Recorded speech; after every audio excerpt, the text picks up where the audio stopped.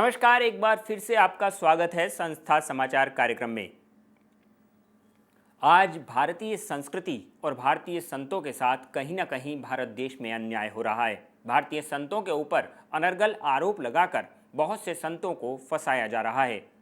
जी हाँ, ऐसे में भारतीय जनता और भारतीय लोगों का भी एक फर्ज बनता है। भारतीय संस्कृति को जहाँ पूरा विश्व आज अपना रहा है, वहीं भारतीय संस्कृति पर कुठाराघात हो रहा है भारत देश के अंदर ही। इसीलिए एक विशेष एपिसोड दिखाकर सुदर्शन न्यूज़ ने बताया कि किन कारणों से भारतीय संस्कृति पर आघात हो रहे हैं और हमें अपनी संस्कृति और अपने देश को बचाने के लिए क्या क्या उपाय करने चाहिए। साथ ही साथ उन्होंने ये भी बताया कि यदि ऐसा न किया गया तो कितना बड़ा परिणाम भुगतना पड़ सकता है हम सबको। आइए देखते हैं भारतीय संस्कृति किस प्रकार भारत देश के लिए मजबूत सिद्ध हो रही है, भारतीय संतों ने समाज के लिए क्या क्या किया है और भारतीय संतों की गरिमा को धूमिल करने के लिए आज विदेशी षड्यंत्र किस प्रकार चल रहे हैं। बापू के खिलाफ साजिश।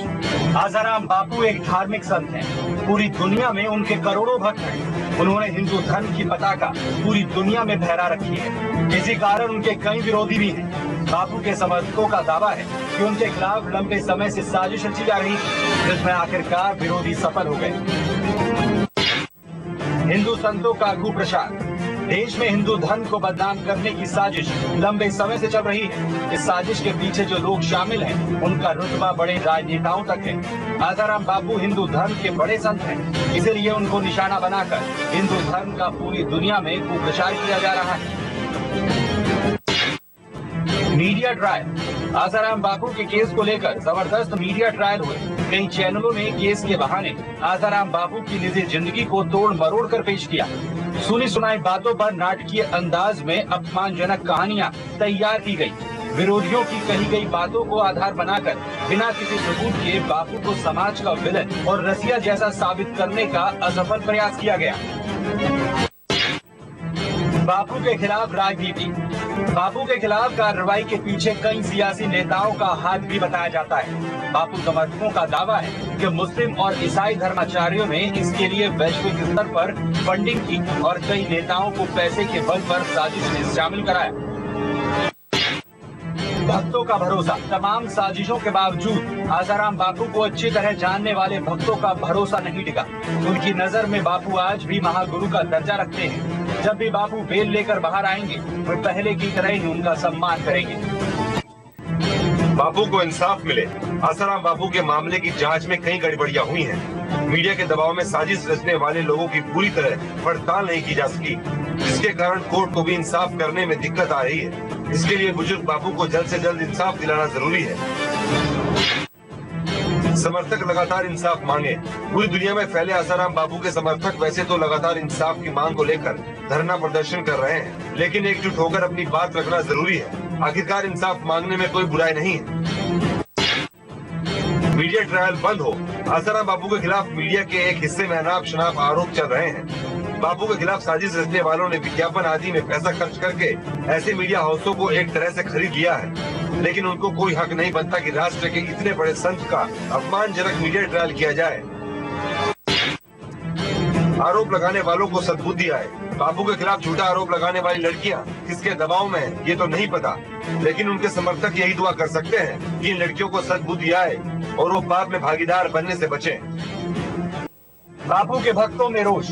आसाराम बापू को 1 साल से बेल न मिलने से उनके भक्तों में भारी रोष है। देश दुनिया में बापू के करोड़ों भक्त भारी गुस्से में। नई दिल्ली में भारी बारिश के बीच भी हजारों भक्तों का विरोध प्रदर्शन बताता है कि उनमें कितना गुस्सा है। साजिश की आशंका गहराई। रेप के मामले में तहलका के संपादक तरुण तेजपाल को जमानत मिल गई। बड़े बड़े घोटालों के आरोपियों को जमानत मिल चुकी है, लेकिन बावजूद इसके बापू को जमानत नहीं मिल पाई।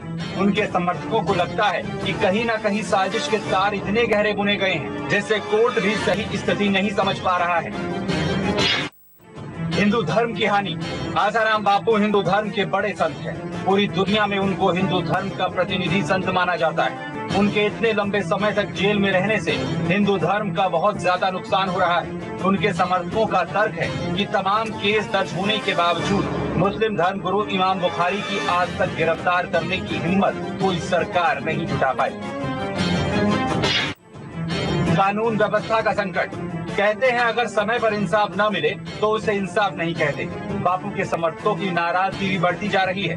हालांकि किसी को भी कानून अपने हाथ में लेने का हक नहीं है, लेकिन बापू के करोड़ों भक्तों की नाराजगी कानून व्यवस्था का संकट खड़ा कर रही है।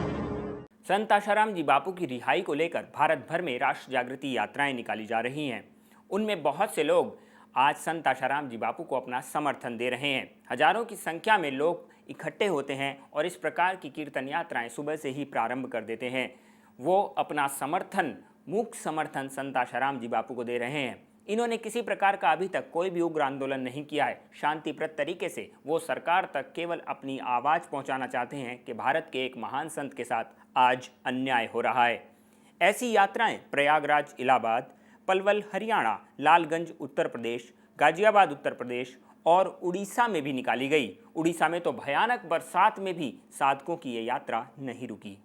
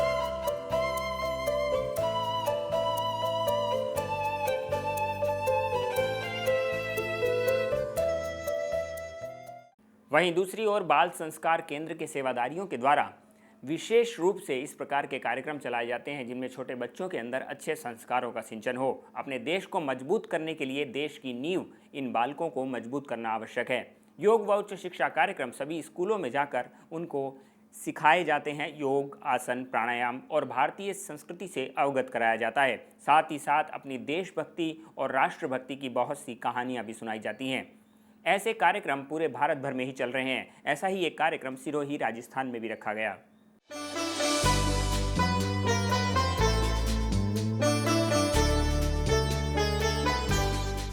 संस्था समाचार के माध्यम से हमने आप तक कुछ सच्चाइयाँ पहुँचाने का प्रयास किया। संस्था समाचार कार्यक्रम आपको कैसा लगा, आप अपने सुझाव भेज सकते हैं itv@ashram.org, मंगल में live@gmail.com पर।